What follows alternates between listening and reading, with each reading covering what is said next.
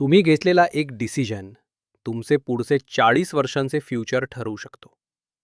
पुढे जाऊन पश्चाताप होण्याआधी योग्य निर्णय घ्या. 10वी झाली, आता सगळ्यात मोठा प्रश्न, पुढे आर्ट्स, कॉमर्स की सायन्स? एक चुकीचा निर्णय आणि पूर्ण करिअर बदलू शकतं. म्हणून हा व्हिडिओ शेवटपर्यंत नक्की बघा.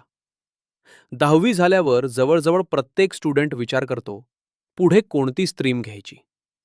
आयुष्यात पुढे जायचं असेल, स्वतःचं कॅरियर घडवायचं असेल, तर 10वी नंतर योग्य शाखा निवडणं खूप महत्त्वाचे असते. तुमच्या आवडी, क्षमता आणि स्वप्नांचा विचार करूनच हा निर्णय घ्या. सायन्स. जर तुम्ही सायन्स घेतला तर पुढे 2 पर्याय असतात: PCM मॅथ्स किंवा PCB बायोलॉजी. काही विद्यार्थी PCMB देखील घेतात. ही स्ट्रीम थोडी अवघड असली तरी कॅरियरच्या दृष्टीनं सर्वात जास्त संधी देते. सायन्स नंतर तुम्ही बनू शकता doctor, engineer, scientist, data scientist, AI expert. डॉक्टरसाठी द्यावी लागते नीट एक्झाम. इंजिनिअरिंगसाठी JEE किंवा MHTCET आणि याची तयारी सुरू होते 11वी पासूनच. कॉमर्स.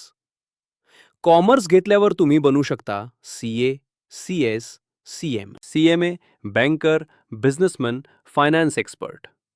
या फील्डमध्ये पैसा आणि करिअर ग्रोथ खूप आहे. आर्ट्स.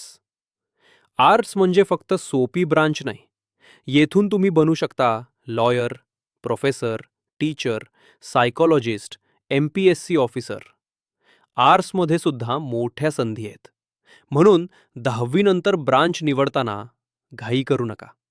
विचार करा, माहिती घ्या आणि मगच निर्णय घ्या. आणि शेवटी एक महत्त्वाची गोष्ट, मला नेहमी विचारतात, बेस्ट ब्रांच कोणती? लक्षात ठेवा, बेस्ट ब्रांच नसते. बेस्ट स्टुडंट असतो, जो प्रत्येक संधीचं सोनं करतो.